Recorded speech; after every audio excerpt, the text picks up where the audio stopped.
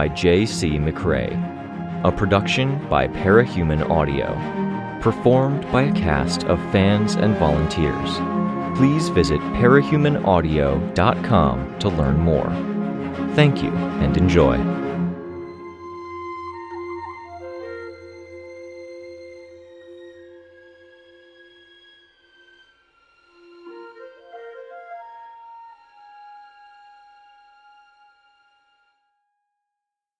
Arc 6, Pitch, Chapter 5.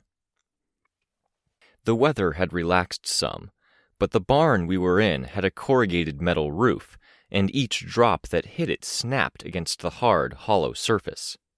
The sound was like dull static, punctuated by Rein's gasps. Nobody around. Most of the fighting had moved to the fringes and perimeters. Whether it was upside or downside to our secret plan to get behind the fighting and hit them somewhere vital, I couldn't be sure. Had to admit, after seeing Rein, I really would have liked to hit something. It might have been nice to have some regular bad guys around. Something told me Cradle wasn't about to let himself get smacked around. He was smiling slightly. Asshole. I kept an eye on Cradle and his assistant as I got closer to Sveta. She adjusted as she could to put Rein closer to me and further from the crack in her shell where the tendrils were licking out. I knew the rule that badly wounded weren't supposed to be moved, less because of any medical knowledge I'd picked up, and more because I'd seen an awful lot of people with injuries over the years.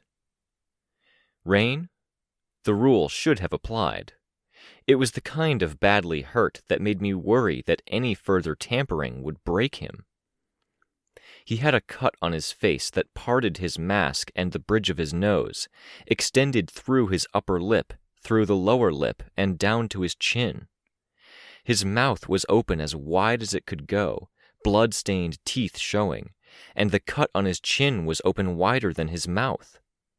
There wasn't darkness beyond that wound. It was the opposite, with the white of bone showing. Sveta cradled his head with one hand and arm, even after moving him some, and her hand pressed against the chin, blood getting into the gaps of the prosthetic, the fingers doing very little to hold the wound closed or staunch the bleeding. I knelt at her side, felt Rein jerk his head as I moved her fingers. I pushed the wound closed, then moved her fingers with my hands, positioning them, holding them firm. I took my fingers away, and it was sticky enough I felt her fingers move as mine did. They didn't move so much that the wound opened again. Better.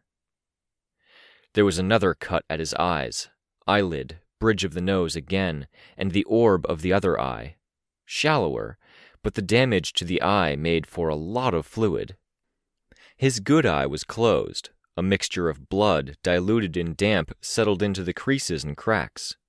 He pried it open, jaw chattering a bit with the effort, and stared at me with one eye that was shot through with blood, but not bloodshot. More moisture. "Come on," I said. "Hang in there." "We should go," I heard the man with the red handprint on his mask say. "If you try to walk away from this, we're going to have a problem," I said. "Don't be unreasonable," Cradle said. "Thinker," Sveta whispered. "Combat-focused. Cradle hit me with something I couldn't see. It might have been a laser not visible to the naked eye." I nodded, trying to divide my attention between the villains and Rein. What was I even supposed to do? In any other situation, I would have picked up Rein and flown him to the nearest hospital. The reason I wasn't was that I was genuinely worried that a firm shake would make what little blood he had in him fall out. A mercy, maybe, that Capricorn, Vista, and Chris all turned up. Less a mercy that they had to see. "What did you do?" Capricorn asked. "And they all turn up," Cradle said. "You swapped one member out." "Oh no," Vista said as she moved close enough to see Rein. She hurried to my side. "There's no point," Cradle said. I was undoing my belt, a faux gold band that I'd used to add some color so my costume wasn't too top-heavy. The process was hard, complicated by the fact that my left arm had a hole in it and my hand wasn't cooperating as a consequence. I needed to refresh myself on things. I'd learned about tourniquets from the patrol block, but in the moment it felt like half of what I'd learned was that tourniquets were a complicated thing. Compartment syndrome, damage from long-term use. "You bastard," Capricorn said. "I'm not the bastard here," Cradle said. "He is. Everyone we've told the story to has agreed it's fair. When the bad guy is shitty enough, it stops being revenge and starts being justice." "That's not right at all," Sveta said. Cradle sighed. "Does everyone include Tattletale?" I asked. "I don't see how that matters," Cradle said. "This is done. He's done. Things have come full circle. Telling you would only—" His machine's hands moved. Everyone, myself included, tensed. One hand moved, palm upward, elbow pointed down, a one-armed shrug. "Multiply the grudge," Cradle finished his sentence. Rein's hand and one arm were my focus here, as I grit my teeth and tried not to be distracted. He was cut up pretty badly, defensive wounds, with the degree of damage hard to discern. The way cloth draped and the hand coverings he wore obscured things. Like his teeth, the blood ran between the decorative elements of his glove. His other hand had cuts, ones I might have called serious, if not for the fact that I was having to look at things in totality. If Crystal had cut her hand like that on an ordinary day, in some hypothetical universe where she tried and failed to use a real knife, I would be rushing her to the hospital. As it was, low priority. There were cuts on his chest. I'd look at those after. Vista was tending to his leg, which was as bad as the arm. "Multiply the grudge?" Capricorn asked. He stood between us and Cradle. "You'd walk away wanting to kill against me, and against any co-conspirators I named. You go after me, after them, and assuming they have friends and contacts, assuming you succeeded, those contacts would go after you. Each time it becomes something bigger, until one side gets wiped out. Let's end it here." "What do you think is going to happen, Cradle?" Capricorn asked. He was incredulous as he asked, "You really think I'm going to walk away when you've done this to my friend?" "What I want to happen is for Operator Red and I to walk away. You walk away and leave the fallen asshole here. Your friend killed my friend and clustermate. The scales are even. We can resent each other and still never see each other again." Capricorn barked out a laugh. "I hate that kind of life-death calculus," Sveta murmured, not loud enough to be heard by Cradle. Her focus was more on Rein and on herself. Her tendrils kept groping at the more ragged edges of her shell, then pulling away, sometimes bending them in or twisting them around. I focused on Rein's more damaged hand and arm as I attached the belt. He fought me, struggling as I tightened the belt, which made the pain in my left arm all the worse. But the fight wasn't nearly as intense as I'd wanted it to be. A more intense fight in response to what had to be agonizing pain would mean there was more life in him. This tourniquet would have to do. I was pretty sure I was good to go if the risk from blood loss, real and present, outweighed the damage from amputation. "I don't think they're going to do that, boss. They look ticked," Operator Red said. He was still holding on to one of the cradle machine's fingers. He dropped and fell about 10 feet to land on his feet, legs bent. He straightened, and Chris moved forward a step. Chris looked back with one bulbous, dark eye. He had no expression to read. There was only armor and coarse hair, and a long snout with eyes set on the side, the head more fish-like in dimension than mammal. His eyes protruded and narrowed, more cone-like than round as it pointed in Rein's direction. "Let me turn the question back on you, Capricorn," Cradle said. "How do you want this to go? A fight?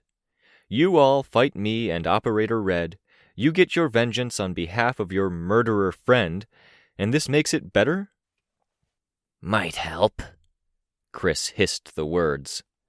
Broad blades with swirling Damascus-style blend of white bone and steel were emerging from his various armor plates. Retractable weaponry, but not in a quick way. The keen part of keen vigilance. "It might," Capricorn said. "But if you really think it was justice, how about we leave? We arrest you, we go talk to authorities, and if you're right, if it is justice, you'll be free to go." "Free to go, I'm sure." Cradle's voice was quieter, not because he was quieter, but because he'd shifted position, turning his back to us as he straightened up. He turned back to us, and his voice was stronger. "You don't see the hypocrisy? How wrong it would be for him to be free while we're in custody? He killed people. He laughed about it, to my face, to Love Lost's, to Snag's." "He turned himself in," Capricorn retorted. "He tried. At the first opportunity, he left the camp and went to confess. He was so twisted up about it, he wasn't coherent. They had him talk to people, but he couldn't say much, I guess because of Mama Mathers." "He tell you that too? I was always 50-50 on it being a lie," Cradle said. His tone was so casual and conversational, even pleased with himself. Maybe he was, with Rein bleeding out. "It's true," Sveta said. I focused on what I could do. Cuts marked Rein's upper chest, shoulders, and stomach, until there wasn't much of his top that wasn't wet and shiny with blood. In one place where the cuts ran in horizontal parallel, the flesh had come away in a ribbon, the ribbon dangling toward the ground. I fixed it as best as I could, pressing a hand down on the wound. It felt futile. The wounds to his right leg were as bad as the defensive wounds to his hand. I could assume they were early wounds, intended to keep him from running. Vista was bandaging them with strips of cloth. There was only so much I could do. I could go through 2 first aid kits and still run out of material to bandage and tourniquet this. I staunched the wounds with my hands as best as I was able. "Capricorn," I said. He turned his head. My voice was tense as I asked, "Can you use your power? A cast or something to seal the wounds?" The first orange lights appeared. Cradle kept talking, like we weren't trying to save a life. "He killed Love Lost's daughter. The girl's friend died too, and another one is devastated, even after a year." "He knows," Capricorn said, raising his voice. "He went to the authorities. He wants punishment. He wanted jail because it would at least get him away from this, except you all were coming after him. Mama Mathers had him locked down with her power." And because there wasn't necessarily room, I presumed. If it was as serious as Cradle was saying, though... "That way doesn't work. This way does," Cradle said. "Tidier." Operator Red clicked his tongue. "Tidy is high praise." "Oh, fuck you," Capricorn said. "This is a fucked up way to go about it," I growled the words, adding my anger to Capricorn's. "This is barbaric." Cradle, despite being younger than I was, managed to sound condescending. "The Fallen are barbaric, and your friend was right there with them. He locked us in a shopping mall and let us burn. Snag lost the last mementos he had of family and the old world. Snag was left with nothing, no escape, only his life. And your teammate got around to taking that from him, too. Move your hands, Capricorn said, glancing back at me. I took my hands away. The orange solidified into an encasement around Rein's arm and hand. I put my hand to the edge, felt the gap, too much space. It wasn't a tight enough fit to staunch the blood or keep things contained. I looked at Capricorn and shook my head. You suck at first aid, Chris hissed. He cleaved at his sash, and the contents fell to the ground. The containers were like Tupperware, but metal, with rubberized lids, apparently color-coded. I reached for the nearest one. Careful what you touch, Chris hissed. Green lid. Open. I grabbed it, prying the lid off. It was a tight fit. Syringes. There was colored tape around various syringes. No labels, no words. A foam insert had been carved at in a rough way to give the needles places to fit in. Red band. Coagulant. Use little. What are you doing? Cradle asked. How little? I asked. Maybe ½ inch. A ½ inch as a unit of measurement for a liquid? It won't save him, Chris hissed. Might help. Why do you have this? Sveta asked. One day I change. Come apart instead of changing back.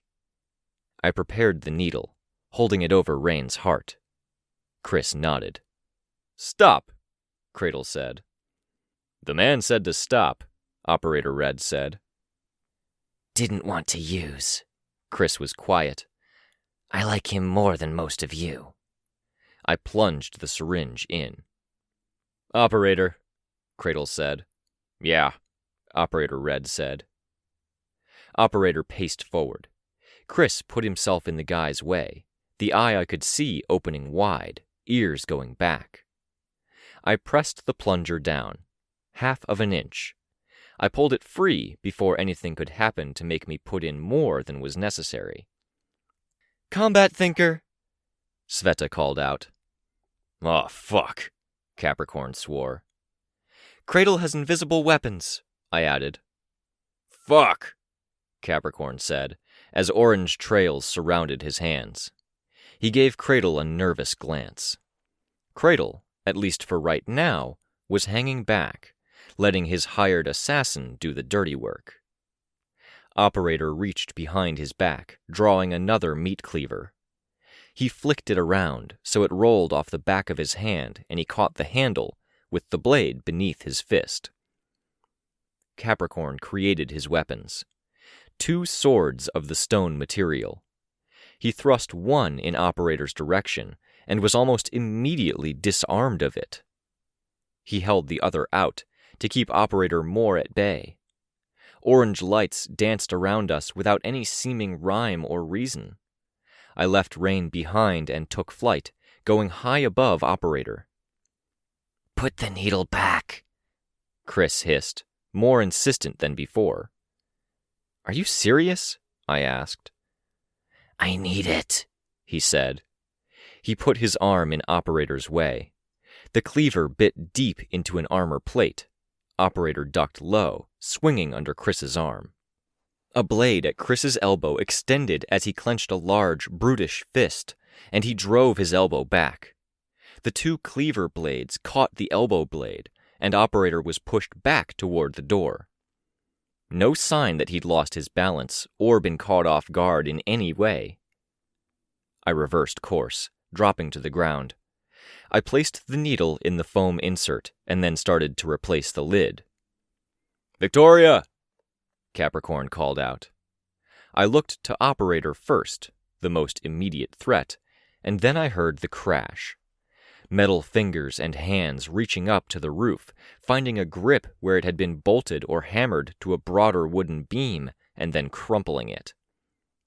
Water poured unevenly throughout the barn as hands that could have wrapped around a small car brought down the roof. Beams cracked and split. I flew for the largest, most pressing part of the roof, and the beam that was attached to it. The walls were shuddering in a way that made me think the entire barn could come down. Cradle had apparently lost patience. The wretch and I hit the roof in Cradle's machine hand with enough force that it would take a couple of minutes to walk to wherever it landed. Sveta, Rein, and Vista weren't in the building anymore. Sveta had dragged them out through the open door. Capricorn and Chris were facing down Operator Red, and Cradle loomed in the hole in the roof he made, looking up at me. He swiped a hand in my general direction, coming almost 10 feet shy of connecting. I put the wretch up anyway. I glanced at what was happening below. Vista was distorting space, keeping Operator Red in the building and giving Chris and Capricorn time to escape. Chris was delaying his escape. Something hit me like a truck, knocking the wretch out and knocking me almost 20 feet through the air before I could right myself. Cradle turned, his attention on those on the ground. A lot of strength in those mechanical hands. There had to be a good 50 feet of arm span when the 2 longest arms were extended, and he had a lot of arms. He hopped over to one of the shorter arms, almost just a wrist that connected to the central hub, and stepped onto the hand, where he crouched with the hand cupped around him. I flew at him before he could do whatever he planned to do to the others, my aura down. A hand came up, intercepting me, and I hit it. The building creaked and crumbled as hands twisted and wrenched at wood to maintain his position. He turned his attention back to me. Another swipe of the hands. I flew down, away from the direction of the swipe, and again something collided with me, knocking me downward at an angle this time. "Look-see," I said. Was the response, small and emotional. She'd seen Rein. "Can your cameras see?" I flew to evade as the hands moved. They weren't moving my way, but to get him oriented as he closed on the others. I changed course, flying more toward Cradle himself. 2 hands came up, one to either side of Cradle himself, as if they were going to slam together, catching me in the middle. They didn't. I hit something, a field or barrier between the hands. It didn't hit the wretch so much as it dashed the wretch to pieces, with me bouncing 15 or 20 feet back. The hands came after me, and I flew to evade. "Can you see what he's doing?" I asked. "I think so," Look-See said. "I need the projector disc, and you need to connect it to my camera. It's easy to do, and I need to get it ready." Operator Red had exited out the far end of the building and was circling around. I wondered if Capricorn's power had given him pause. Chris was only just now going out the door that the others had left by. He had the cloth bundle with his boxes and things. A mess of emergency measures, it looked like, for a boy who thought he might fall apart with any transformation, but who had no choice but to transform. I had to get past Cradle to get to him, and I had to get to him to get the projector. Sveta hauled Rein a distance off to one side, his back to her chest as she used herself almost as a sled for the easier ride. She pulled herself to a fence. I could see Cradle's thought process as he considered going after her, as he turned his mind to the others, to Vista, to Capricorn, and more specifically, to Chris.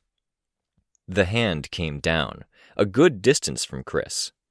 Chris, a mound of armored, furred flesh, hopping, ducking, and rolling as the entire area around him was demolished. Dirt and soil became a cloud of particles and mud, as something smashed into it and sent the destroyed ground up 10 feet in the air. And as it settled, splattering against one outside corner of the barn and everything around them, Chris was there, moving slower than an ordinary person might run, with short, heavy running steps. Vista was using her power to create distance. Cradle crossed that distance by leaping, each hand pushing against the ground or the edge of the barn, with one hand up and outstretched, ready to come down on top of them. I flew after him, and it was easier to close the distance when Vista was using her power. I reached him just as he'd almost reached them. Then his hand came down early, touched the ground, and his entire form rotated, a second hand grazing the ground, turning the landing into a cartwheel, one of the longer arms coming around my way. Whatever he hit me with caught me and knocked me down into the muddy field. The landing reawakened the pain in my arm, to the point where I felt the sensation swell, my body telling me that passing out was a possibility. Not a possibility, body. Chris having run off to one side and Cradle being fixated on Capricorn and Vista meant I could reach Chris. I flew to him, landing. "You can see what he's doing?" I asked. He gave me a single nod, and his eyes opened wide, ears twitching. "Of course," I said. "Projector disc?" He tapped the sash he'd made with the cloth bundle. The disc was a belt buckle, as large as a dinner plate, as thick as a textbook. "Looks-see wants it," I said. Operator Red was on the approach, jogging our way with cleavers in hand. Cradle, fixated on the others, Vista was trying to keep both opponents at bay by increasing the distance between them and everyone else. Chris managed to get the disc free. He passed it to me, then turned toward Operator Red. The thing with Vista's distance power was that the closer two people were to one another, the harder it was for her to utilize that distance that remained. "Keep backing up," I said. I flew straight up. "We have a teammate who needs help," Looksee said in my ear. "I know," I said. Sveta still had Rein. He wasn't moving much. She could have left with him, but I wasn't sure that kind of movement was any good for him. But if I leave with him, I'm not sure I won't come back to more of the same. It was already so dark out. The clouds were heavier, even though there was barely any precipitation anymore. In the gloom, Capricorn's lights and the glowing points at the joints and knuckles of Cradle's robot were eerily bright. Equally as bright, Looksee's camera flew to me, football-sized, with a round lens on the front. "How do I do this?" "Attach it on the front. Press it on, rotate, like a smoke detector." I wasn't sure I'd used a smoke detector with that setup, but I could guess how it was intended to go. The entire thing thrummed as the connection was made, the small, quarter-sized lens in the middle of the projector disc illuminating. "Not much battery," Looksee said. "You can let it go. There's going to be a time delay. It's not accurate." "Okay," I said. I dropped it. It fell a short distance before taking flight on its own. Help everyone." "I'll try," I said. "I wish I could do more," Looksee said. So did I. I flew after Cradle. I could see it now. Cords or cables, normally transparent, were illuminated in red light. There was lag, the light tracing one cord that extended from each fingertip, snapping to another position when it fell out of sync. "Annoying," Cradle said. "Doesn't change anything." He raised a hand, bringing it down from overhead in Capricorn's direction. I flew in, and I used the wretch to hit and deflect. Again, that unreasonably intense force, exploding out and away as the impact hit the wretch and the aftershock cascaded out to thrust me away in the air. The attack was off course. Not so much it couldn't have hit Capricorn, but he'd seen me coming and had moved away. Vista was a short distance off, using her power. They'd decided being split up was better, and I knew her power was best when she was alone. She wasn't using her ability on Cradle's robot. Was it immune? He kept going after them, trusting his robot to deal with me. I didn't have a lot of tools. Some ideas, now that I thought about it, but I'd try for the most basic, tried-and-true option. "Cradle!" I called out. He glanced back at me, but he continued to ignore me. I grit my teeth, scowling briefly, and flew in. His hand came out, and the red lights showed me the rough path of the cables. They moved like a flail would, delayed, swinging out in a lazy arc, the 5 cables fanning out as they cut through the air. I could evade, draw closer, and the hand itself got in my way. As I moved, so did it, staying between Cradle and I. I was quicker than the hand, and I could change my path and catch him off guard, but other hands moved, complicating things. It would be too easy for hands to close in around me. Above me, cables were swung up, and they connected to another hand, extending from the fingertips of one hand to the fingertips of another. That'd be the barrier I ran into, then. As I flew around, they broke free, snapping out with more force than a swing would provide. They hit me, hit the wretch, and knocked us off course. I shouted at a volume that made my throat hurt. "You left yourself out, Cradle!" Again, another glance my way, before he turned his focus to other things. "He did all that to love Lost and Snag. He didn't do anything to you?" I chose those words with some intent, not just to ask what Rein did, but to imply there was nothing and invite the retort. "He took people and things from them," Cradle roared out the response, so he could be heard. "He took me from me!" With that last exclamation, it was an actual show of emotion. Not that he hadn't said emotional things, but it was the first time he'd put the emotion out there. Out of the corner of my eye, I saw Chris sit down rather heavily, clawed hands raised.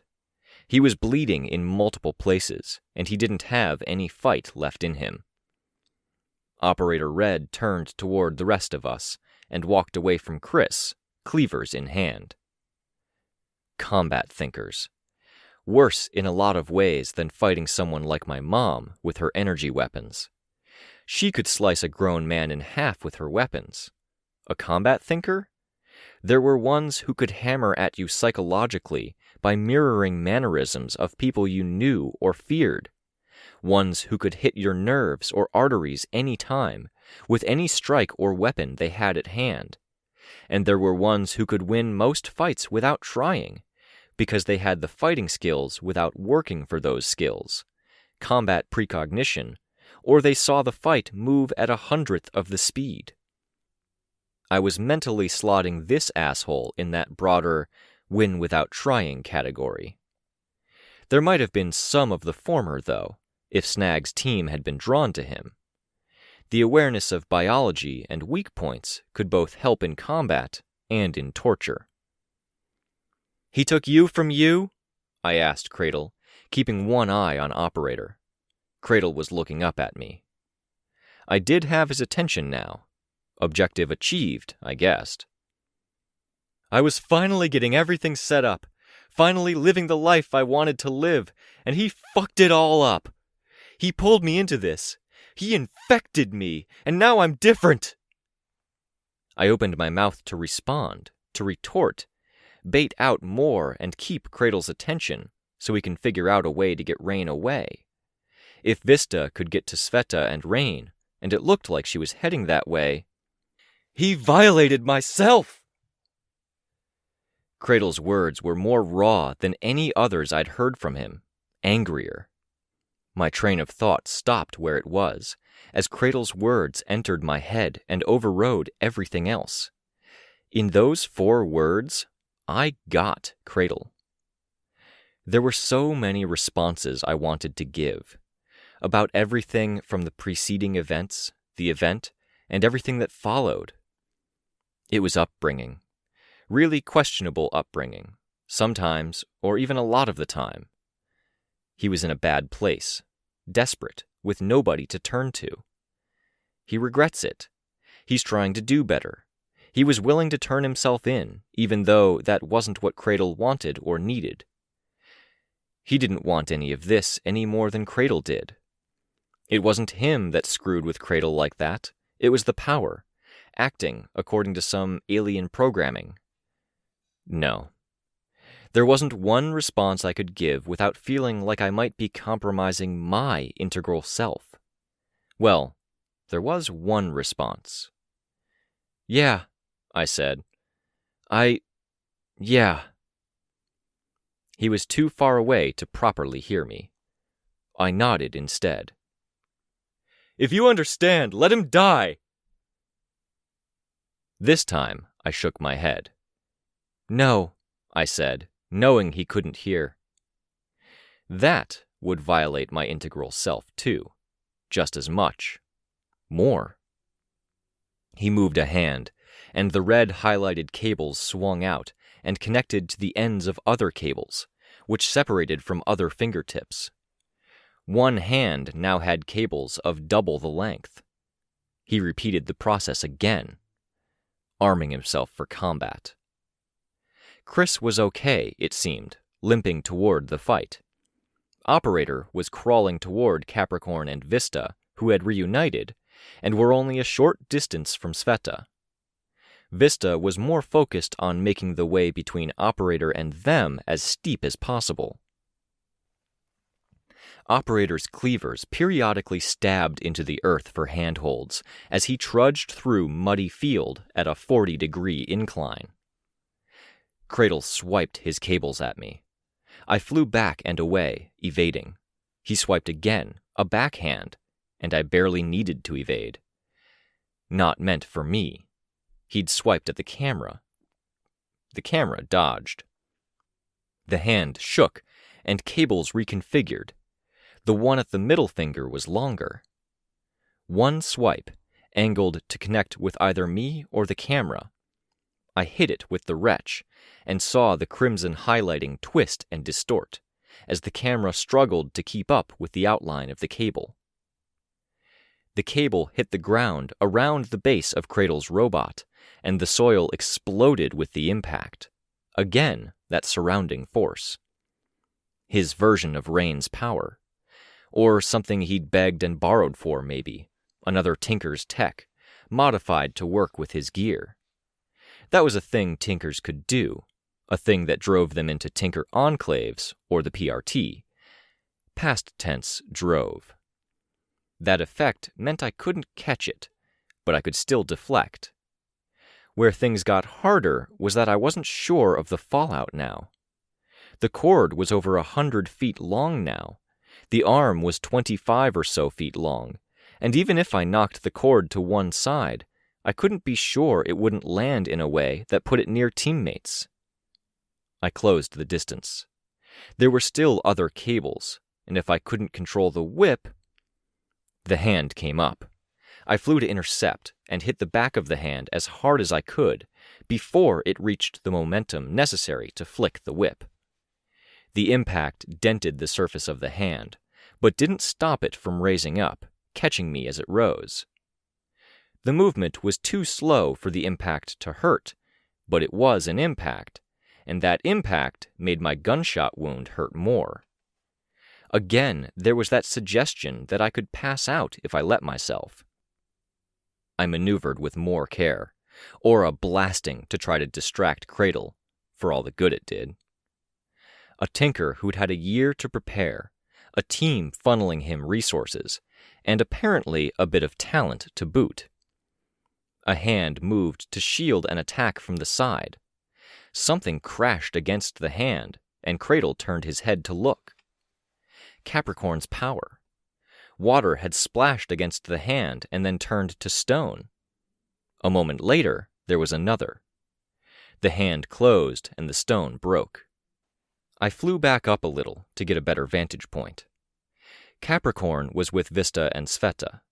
Capricorn was creating a sphere somewhere between the size of a beach ball and basketball, though spikier than either.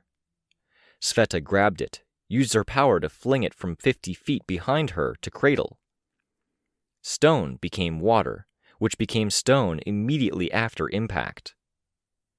Operator's advance had been stymied, as the top of the hill folded up and overhead, creating a ridge he couldn't climb. He was going around, which only served to give them more time. Cradle moved his whip hand. I smacked it down, then evaded the various cables that swung in my direction, while I waited for the wretch to return. Chris was closing the distance, slow as he was, approaching the hands. Capricorn unleashed another shot. The shot clipped the top of a finger, splashing well over Cradle's head, and then the water became stone. Each bit of water was now a stone smaller than a fist, raining down on Cradle's head. Vista shouted something. Good. Good. This was the part I liked. That didn't make me miserable. Having a team. Finding a way to work together and mesh. Solving problems. I just wished it wasn't at the expense of time. I struck an arm again. Getting past the endless barriers was next to impossible, especially when the cables were whipping around and I was vulnerable right after any impact. This hit was aimed at destabilizing, putting him on tilt, so he had to adjust, shift weight, and move arms around. Capricorn and Sveta had been delivering the projectiles at a fairly steady rate. Now there was a pause. "Above," I heard through my earphone. I got out of dodge. One shot, larger than the others, fired so high it had disappeared into the clouds. Now it came down, and the descent was guided by my favorite space warper. Cradle put a hand over his head. The stone became water at the last moment, but the impact was still enough that the hand came dangerously close to the top of Cradle's head. Water filtered between the fingers in streams and then froze, like the bars of a cage around him. I flew in straight for him. He hurled himself at the bars. At the same moment, hands moved apart and the stone shattered. The bars had broken just in time that he didn't collide with them. A hand moved to provide footing below him as he descended, bobbed to absorb the impact of the fall. Was that intuitive sense of how to stay steady on his contraption his mover power? It had cost him time, and he was purely on the defensive. Chris was climbing up one arm, something Cradle could have easily dealt with if he wasn't dealing with all of us. I glanced at Operator, Thinker 1 bird's-eye view at work, and saw that he was at the edge of Vista's wave-shaped crest of Earth. A few more steps and he'd be able to walk around it and charge them. Vista had been too distracted guiding the stone from above to keep tabs on the guy. "Operator incoming!" I shouted. An arm moved. Not the hand or the arm itself, but the elbow that came at me. I deflected. Every second we couldn't end this was a second Rein was bleeding. I was worried at how long it had been already. I could have flown, but I would have been leaving the others at Cradle's mercy. I renewed my efforts, taking more risks as I flew in closer. "Don't dodge," I heard another report. Look-see. Don't dodge? Capricorn and Sveta hurled another projectile. A hand blocked it, then shook off the stone. Other hands were warring with Chris, who was slowly climbing, stabbing, and doing a better job than I was at keeping tabs on everything immediately around him. It was another distraction for Cradle, but I doubted our changer would manage to get in close if I couldn't, situational awareness or no. Speaking of, what was I not supposed to dodge? "Look-see?" I asked. "1 second, fiddling." Fiddling. I got within 10 feet of Cradle, only for a hand to block me. I flew around it, and he wasn't there anymore. He'd hopped down to another hand. The whip hand moved, and I moved to counter. I struck it, closer to the elbow than the hand, and the hand slapped down toward the ground. I went straight from that hit to flying for Cradle, to keep him on his toes and create room for a mistake. A blur of red in my peripheral vision gave me pause. The long whip? It was falling down on top of everything. Cradle saw it too, moved hands to provide a shield. I trusted the wretch and used the opportunity to hammer him. The red line passed through everything. Projection. A feint. Cradle had an intuitive sense of where things were, but seeing the red lines had preconditioned him, toyed with that perception as an optical illusion, and with that deception, I could get close enough to make contact. I grabbed him by the fabric at his back and hauled him up and away. "Victoria," I heard Tattletale over the phone call. "Stop breaking in, please," I heard Looksey's reply. I flew Cradle away from his machine and dropped him harder than was necessary, relatively close to the others. Operator was still trying to navigate the Vista-modified battlefield. He'd managed to dodge some traps already, ground cupping over him like a dome, pitfalls. "Call off Operator," I said. Cradle was silent. "Call him off." "I need him intact and free," Tattletale said over the phone. "Get bent," I said. "I'm willing to negotiate," she said. "Set him in stone," I suggested to Capricorn. "Leave him for the Fallen when they come back." Cradle tensed. "You're not going to do that," Tattletale said. "You're too righteous." "Wah!" was the distant shout. I turned to look. It was Chris, and Cradle's robot was still operating. The whip hand was moving. I flew to intercept as the whip came around. I knocked it away. "Again, we can leave you for the Fallen," I told Cradle, "or you can call Operator off." "Red!" Cradle called out. "Enough!" That meant the assassin wasn't an immediate concern. "How's our guy?" I asked. "Not good," Sveta said. She pressed her forehead to Rein's. "He's not really breathing. He's cold." "Advance guard. They have a healer," Tattletale said. "I know," I said, annoyed. "Go away.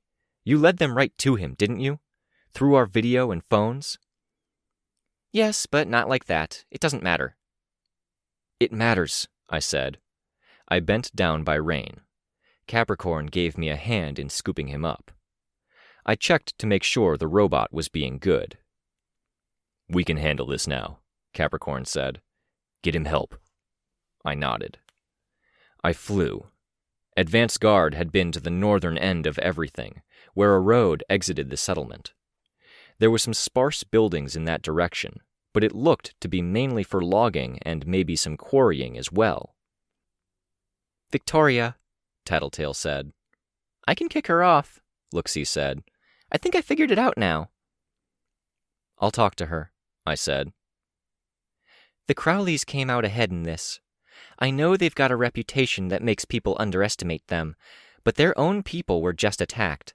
They'll be out for blood, and the Fallen have far more reach than you'd imagine." "I don't know what you're getting at," I said. I checked my charge. Rein was limp. No fight.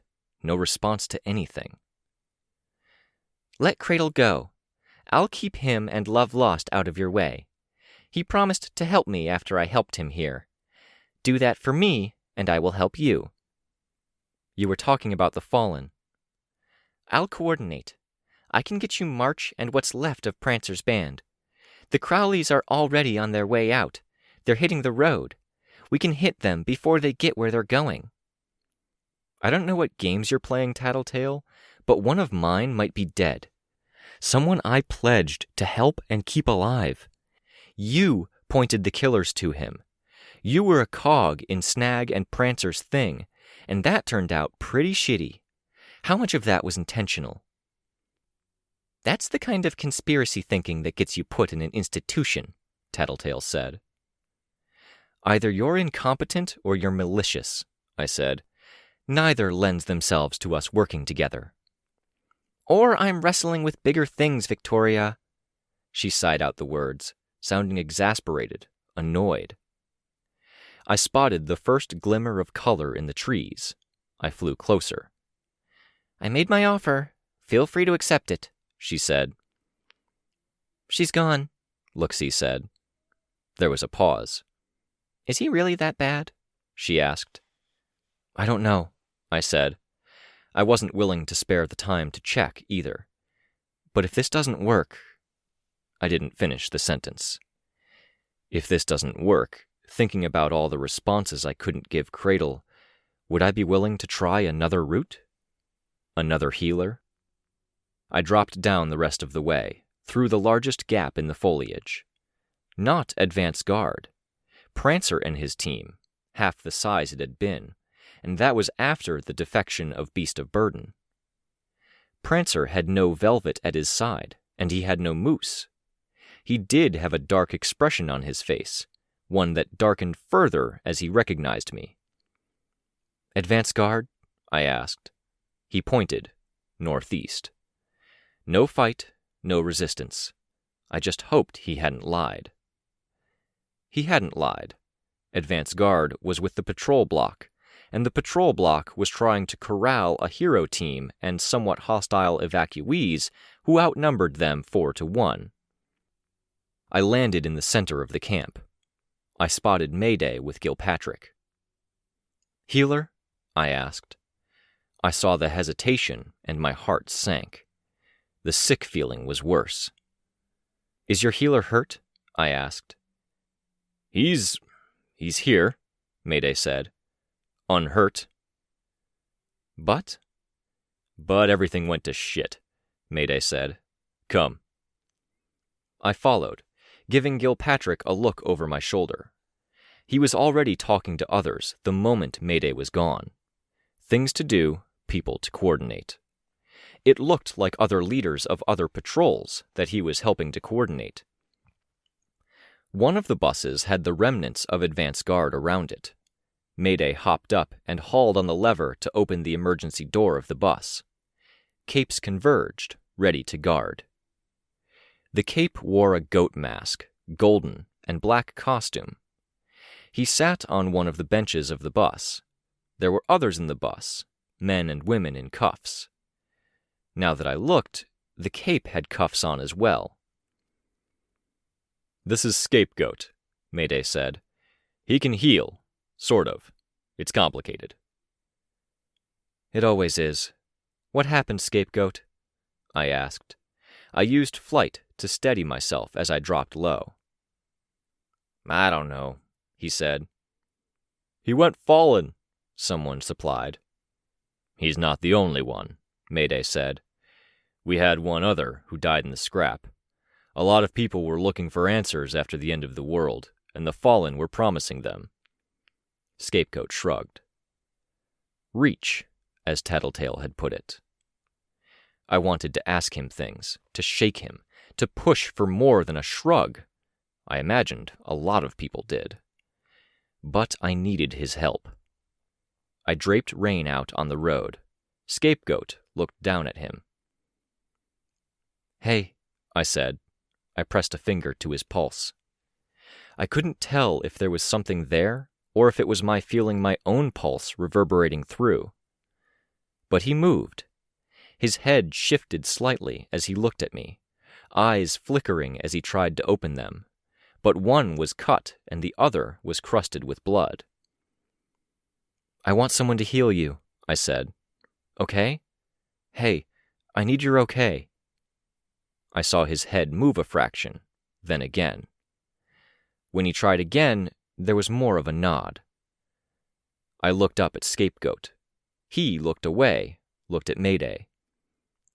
"You want to play games, Scapegoat?" Mayday asked.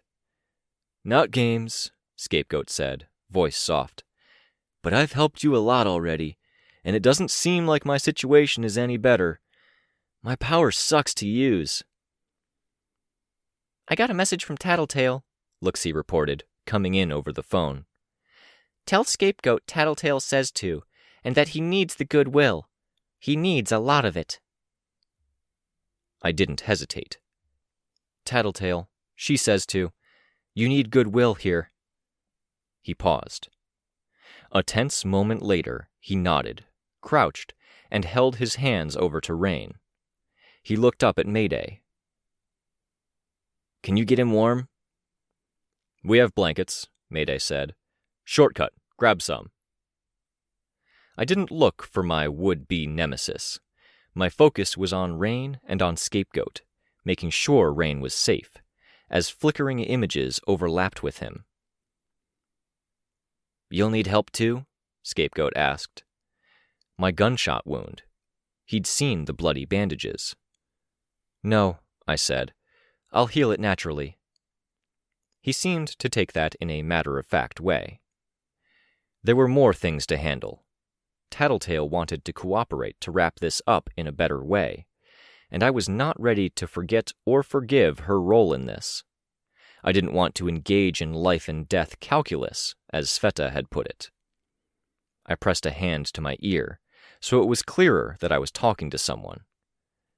"Look, see, I'm not sure if you can see." "I can't.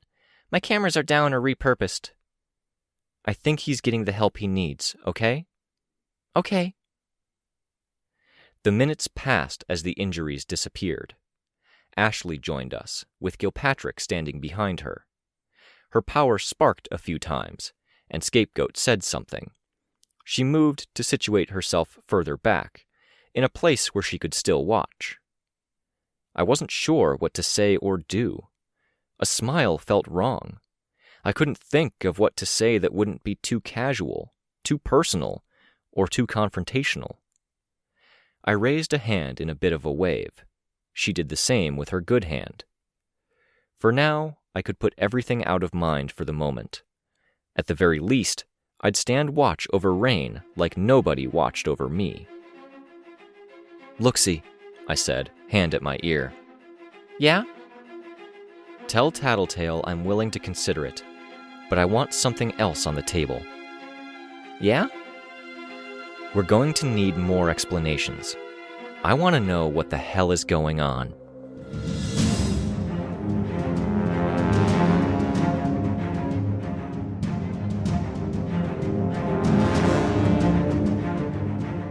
This was a production of Ward by Parahuman Audio.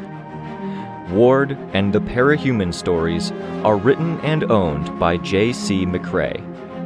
You can find the original text and support the author at parahumans.net.